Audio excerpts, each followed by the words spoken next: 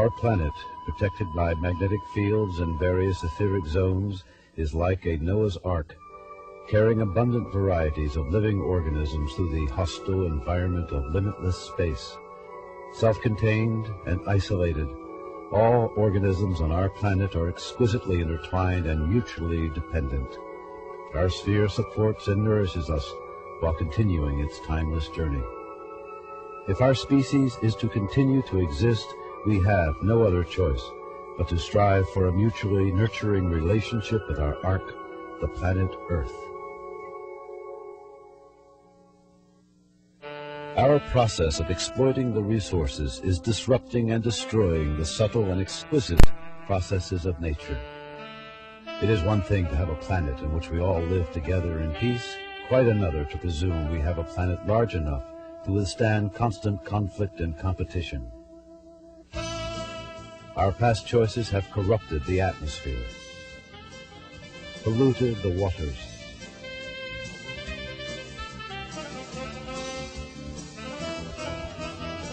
caused us to develop nuclear products for which we have little understanding and even less appreciation of their long-term effects.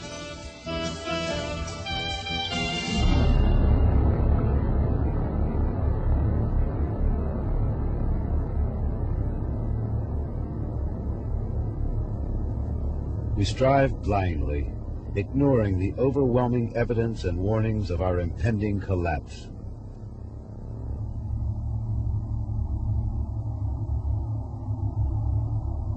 We have a choice between abundance or the specter of a dead planet.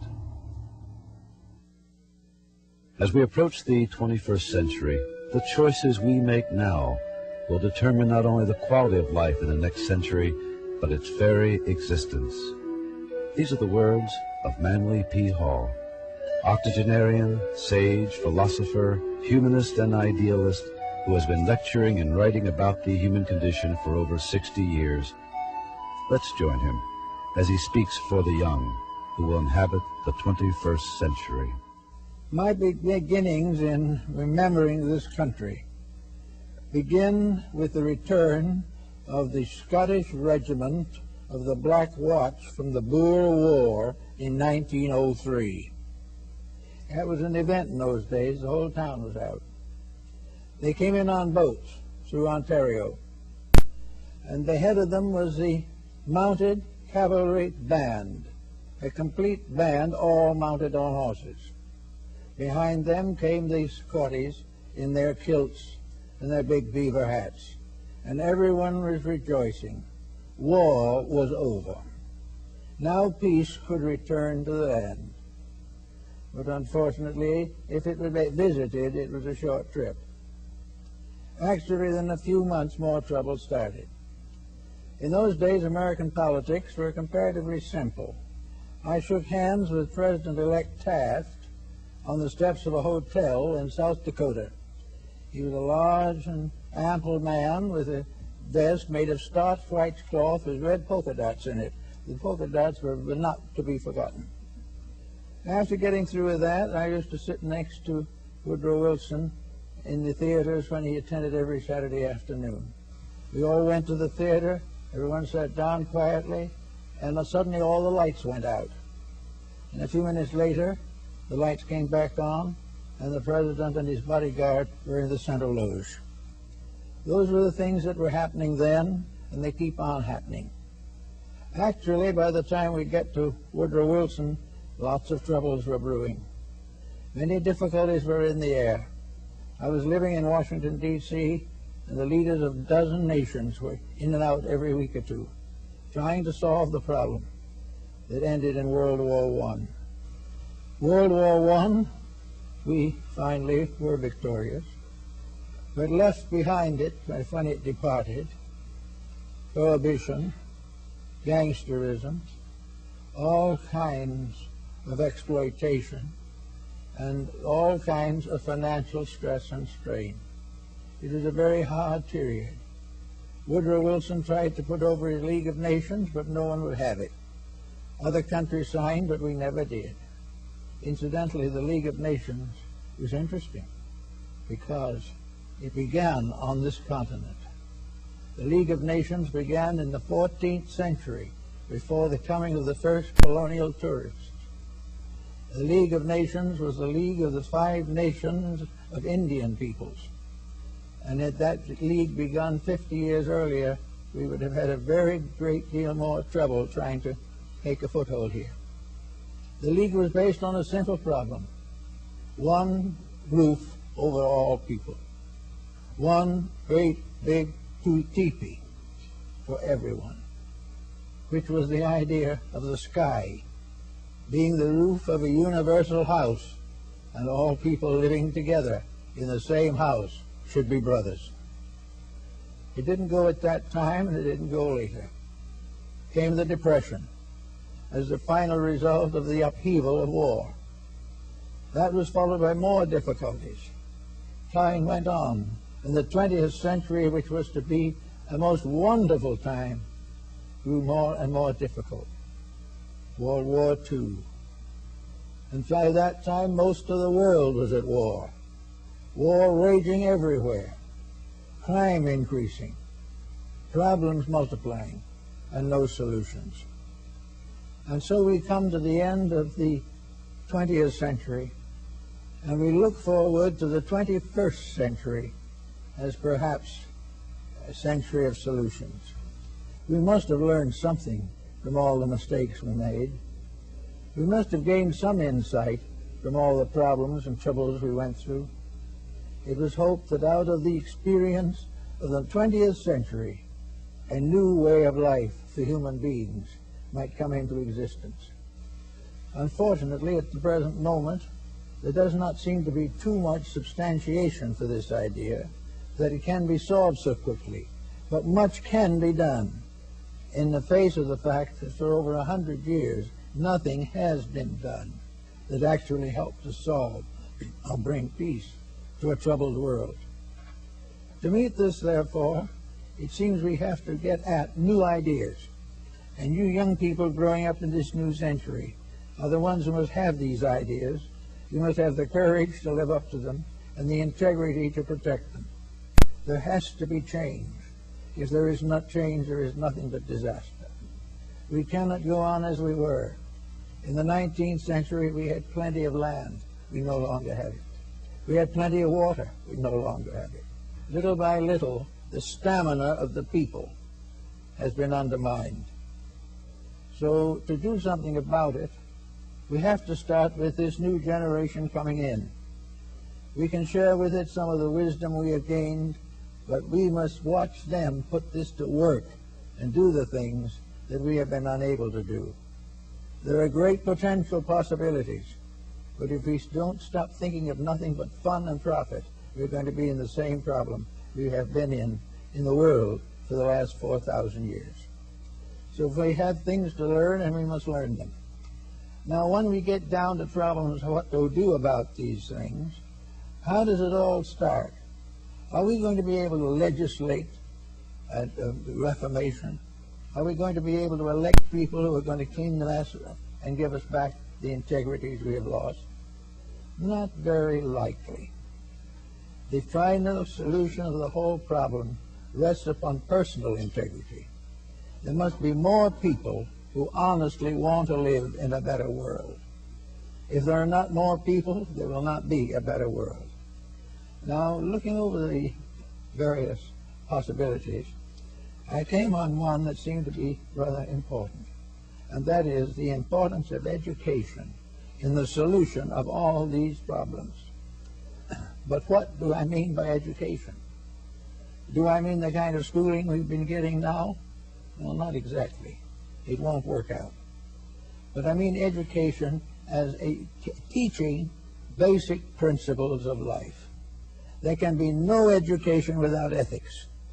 Unless we believe in right, there is no way of living in a right world. If we do not believe in moralities, we can never live in a moral atmosphere. And unless we continue to develop virtues, we will drown in our own vices. To make this a part of a school system seems to be very interesting.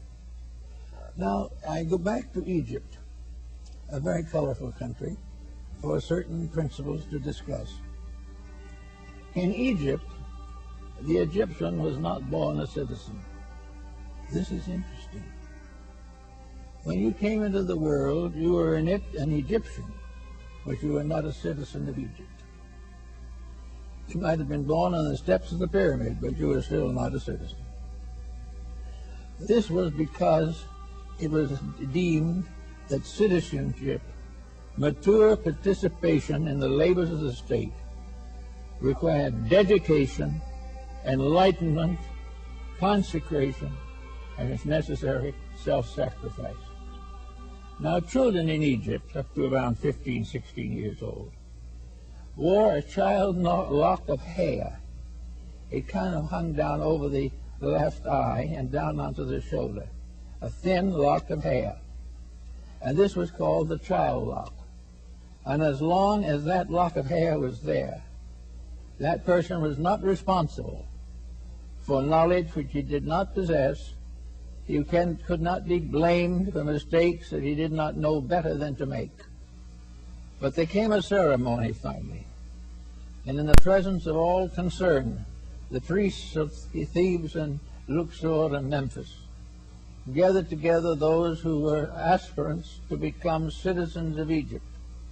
And they had a great ceremony and invoked the gods and made these young people accept the responsibility of Egyptian citizenship. And from the records we still have of those old times, we get some key to what the instructions were. And the first instruction was, you must obey the laws of the gods of Egypt. You must obey the laws of Osiris and Amenhotep. You must obey the laws of the state. Unless you are a true law abider, you cannot be a citizen. You had to be truthful, honest in your weights and measures, kind to those in need, helpful for the forlorn and the sick, forever charitable. And at this point was introduced the great negative confession of the Book of the Dead. When the Egyptian died and went into the other world, they believed in Egypt that he had to answer to the gods of the underworld for his reputation on earth. He had to be able to give a statement that he had kept the 600 rules by which the Egyptian regulated his conduct. Maybe he couldn't keep them all, but he did the best he could. But he was working always under the pressure of being a good person, a dedicated person, and an Egyptian was an individual who could stand out upon all sides and prove that in every way he was trustworthy, honorable, honest, enlightened, and kind. After he had taken all these obligations so forth, the little lock of hair was cut off, and the child became a man or a woman, became an Egyptian citizen, having the privileges and rights of a citizen. But without this bond, it could not happen. So let's move this forward into another type of world and see what we have here now. Supposing we had not here a citizenship by birth, but a citizenship by dedication. Supposing instead of being born an American, we went to school, the lower grades, middle school, and finally graduated from high school. At the time of high school graduation, then citizenship would be a matter of consideration. When the American boy or girl decides to go in for a life of government or statesman's craft, they should not be out merely to get money. There should be reasonable wages, proper salaries, proper things necessary, but everything should be pointed to the fact that the citizen is a servant of the needs of the people. Now, if we began producing people who at the age of 14 or 15 decided they wanted to be Americans, they wanted to help to build this country, it would supply them not only with opportunity, but with excellent recompense and everything that was necessary. They could have a brilliant and lasting career and be honored in the files and records of the nation. This has got to be gradually brought down to a point where we will be able to trust the development of a class of leadership that can find no advantage in deceit or deception, who cannot be easily bribed or over-influenced, nor can they be placed in a position where they know nothing about the subject. They are preparing for a life of statesmanship, and when this comes along, one of the great needs of the country of the present time would be more easily met with. So there's a possibility of thinking of gradually building up, at least in part, into our curriculum, a course of instruction on how to be a citizen, what is really demanded of it, and why a citizen cannot break the rules every 15 minutes and then vote. We cannot create a country without ethics. We cannot eliminate from our curriculum every bit of idealism and expect it to work. In the last 50 years, we have seen several noble experiments in atheism. They've all turned out to be miserable failures. Napoleon summed it up very well when he said, an atheist can win a battle, but only a believer in God can run a nation. And this is very largely the problem we have. There are no basic ideals that are held in common. This does not mean that we have to become theologically minded, but we have to have some beliefs and value. We have to believe in something beyond and above the almighty dollar. If we do not have a belief above the dollar, we will soon erode away the dollar with everything else. In this particular problem, we need people who have a solid belief that the human being is a creature intended for a purpose, that we are not merely something too new and too noble to be put in the zoo. We are a creation with mind, with resources, with ideals, with dreams. We have created great art and great music, but we have also created monumental crime. We have all the wisdom of the past, and all we can do with it is create nuclear weapons. We've got to get a different attitude toward life.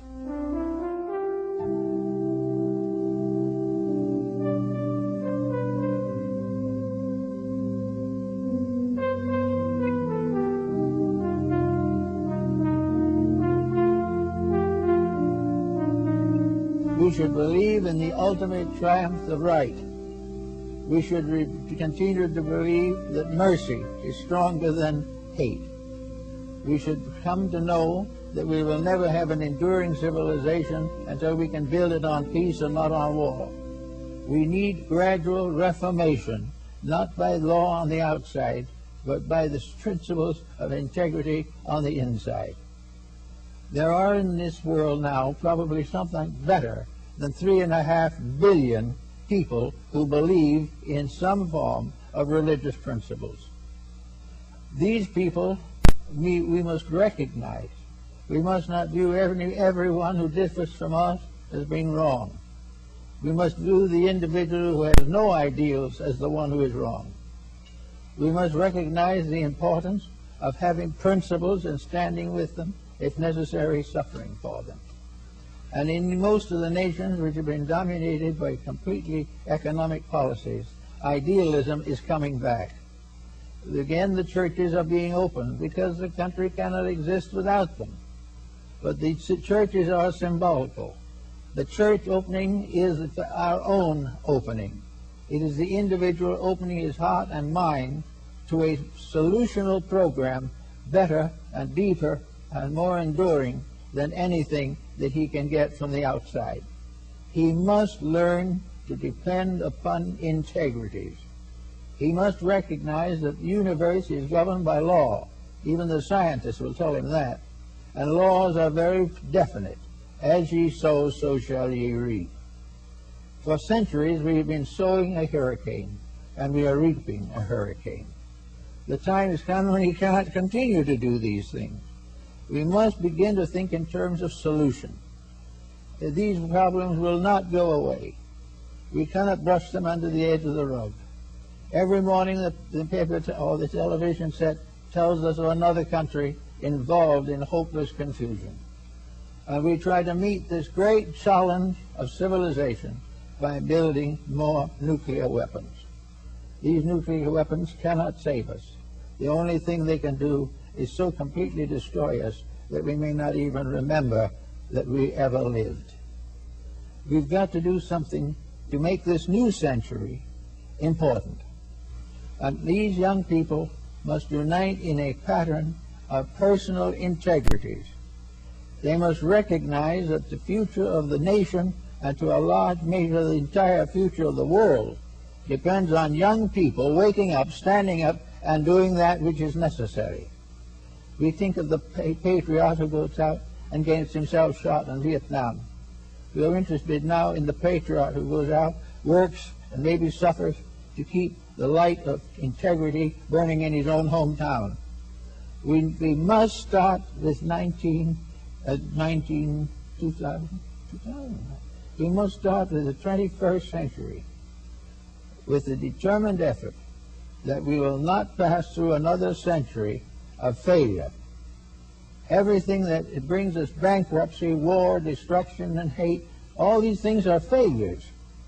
The idea that we can finally compete our way into security is foolish. There will be wars and rumors of wars, but the end will not be yet unless we stop it. And we've got to stop it by changing our own nature. We've got to be less self-centered and more truth-centered. We've got to be more willing to work hard for what we need rather than to try to chisel something out of it. We've got to do the things ourselves that we say need doing. And we can do that definitely by dedication to a good, solid moral code. Now, this won't hurt anybody very definitely. Most parents will be delighted to know what their children are doing and how their children are reacting to problems. If the parent isn't reacting constructively in some way, then the child may have to lead the parent. But it is definite that the only way that we can make the next century worth living in is to begin now with the young people who are going to make up its citizenry and getting them ready for the job. And the only way we can get them ready is to get them to get themselves ready. The idea that there's someone standing over us with a stick or a bomb or something is foolish.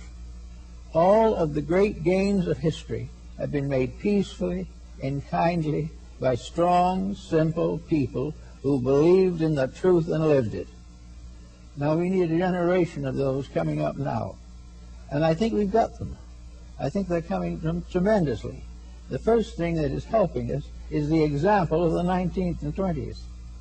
From 1900 to 1999, we have a practically solid picture of trouble.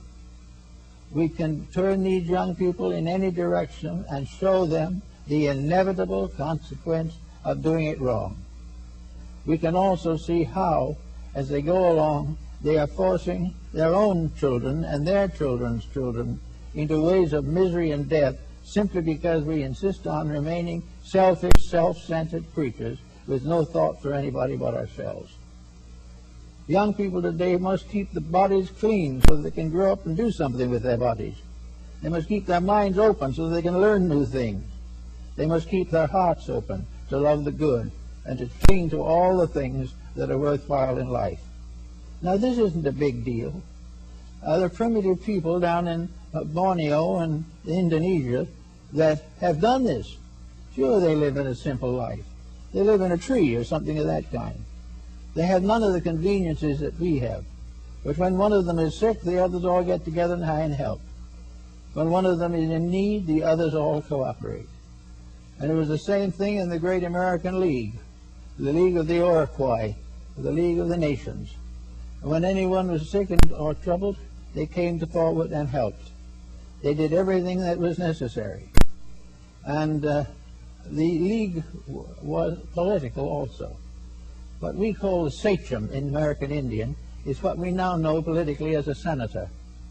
And the sachems were the rulers of the Great League of the Iroquois. They were the a higher house of Congress. And who elected them? This was cute. We've forgotten it, but it might be good to remember. All of these senators could be voted on only by women. Women elected the government. Then when the government got ready to have great meetings, they gathered in the tent or in the little cabin where the sachems gathered, and they had a few quiet words of prayer, and then they said, now the session is open. Now we consider the needs of the 5 tribes. Now we need meet the needs of all those of the red people who live east of the Mississippi. It's a big tribe. So we go to the first thing. Should we do so-and-so? And they all sit very quietly. And one of them presents a bill that we should do a certain thing. Then the secretary or whoever gets up and says, our brother here has suggested this bill. Now we want you to all vote on this bill. All except the man who puts it up. The man who puts up the bill cannot vote upon his own bill. This stopped a lot of funny business. And these people were wandering around in bearskins and beadwork and a few feathers. Then, the second time, one of the sachems said he wanted to talk. All right, the brother has the floor. And it must be remembered that when he has the floor, he must not accuse anyone of anything, disparage anyone of anything, but present such facts as he regards necessary to be corrected as facts. And they would plan out what they were going to do. And then one of them said, I want to go across the country to a tribe on the other side, and I must have protection against wild Indians in between. Sachem said, that is possible. So they gave him the belt, a wampum belt of beadworks and shell. And this wampum belt was the peace belt of the Iroquois League. And with that, an Indian from any tribe could travel anywhere in the United States area with perfect safety. No one would consider doing him any harm. And as a special reward for his wonderful work with the Indians, they gave William Penn a peace belt so that he could go anywhere. And the peace belt had a red man and a white man shaking hands as a symbol of eternal peace. This was so good. You know, the Indians loved Penn. We don't really know how much they loved him. But they had great troubles because they didn't know what to do with him when he died. He wasn't an Indian. He couldn't go to an Indian heaven. And yet they had to take care of him. He was been good to all of them. They had to make sure that he had the best of everything in the afterlife. So they worked it all out. They built a little cabin right at the entrance of the Indian paradise, where he could sit on a chair and watch his Indian brothers go in and out, and they all call out and visit with him, and would know him and remember him forever. Now these are foolish, stupid children's ideas, perhaps, but they are greater than war, and more wonderful than crime, and certainly a greater blessing to humanity than cupidity and decay. Everywhere we're going to have to dream some good dreams, create some new circumstances because they're necessary, be kinder, be wiser, and in every way that we can, remember the great problems that we all face together. This world is shrinking. Our natural resources are becoming fewer. Every effort is being made to tie up, bind up, and exploit our remaining natural resources. This is a great mistake. So we'd like to see young people starting out in this new generation a little different than the one we've just seen. We would like to have them think in terms of planning good lives together, planning a marriage that's going to stick, planning children who are going to be loved and treated well, planning the problems of responsibility to raise and maintain homes under a strenuous economic problem, remaining in all things faithful to principles and wise enough to teach them to the young. The founder of our public school system was a Moravian minister by the name of Comenius. He has been recognized, he's known throughout the whole educational world. But Comenius had a very simple philosophy of life. He said the most important of all schooling is the mother school. The mother school is what the child learns at its mother's knee before it ever goes to school. We have to change our ways or we will not change our destinies. We will have to think straight or we're going to be in very bad trouble. But this seems as though it was a gift from heaven that there should be this century coming up, the 21st century. Nearly 500 years ago, Nostradamus, a great prophet and astrologer and astromancer of his day, made a prophecy. He said that at the end, or near the end of the 20th century, there would be a great confusion upon the face of the earth, that the sky might be black with weapons and machines carrying death, but that the great effort to destroy would not succeed. Truth would come, and after the end of the 20th century, the Paraclete would come, and that was the great teacher. After the violence, there would come a beautiful and noble being, a wonderful leader, a great soul, who would bring together the peoples of the earth into the brotherhood of mankind under the tender governing of the fatherhood, motherhood of God. So that the old prophets of old prophesied the importance of this 21st century. And as it comes nearer and nearer, these children of today will be in their early 20s when this century comes. They will be right at the age when they want to start doing things, building things. They want to be honest. They want to be true. They want to have an opportunity to do what is right. We must do all we can to prepare them by giving them a proper education. And then we must do all we can to support them by standing behind them in the good things they try to do and recognize that a great life is not one in which there is a great emphasis upon material success, but a great realization of a life lived for the common benefit of all that lives. We have to think about these things. If we do not think about them, we are sometime going to be very sorry. We must get to work ourselves as individuals and build the way we want to go. As we grow up, we will then become the legislators. We will come in and do the work that will be appointed to us by our own experience. We can then build better governments, better nations, better families.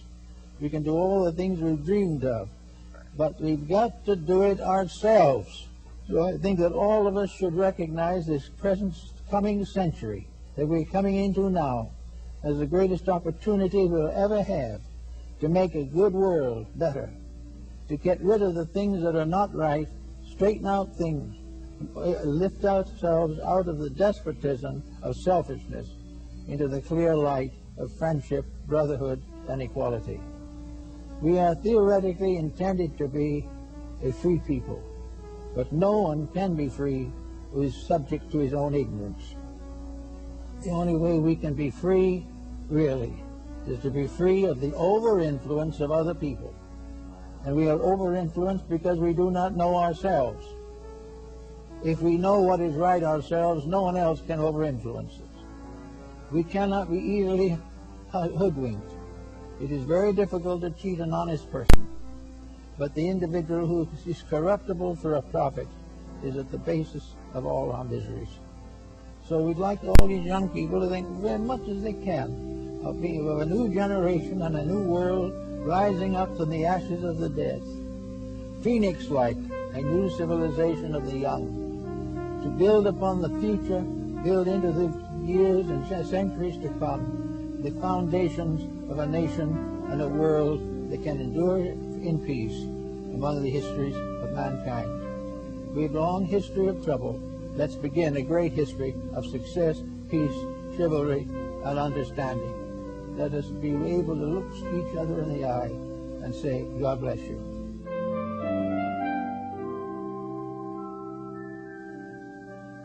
We have the power to build worlds, the wisdom to govern them, and the divine right to inherit the earth in good condition. Our right, duty, and inevitable purpose must be to see that the generations that will inhabit the 21st century will have the opportunity to fulfill their destiny.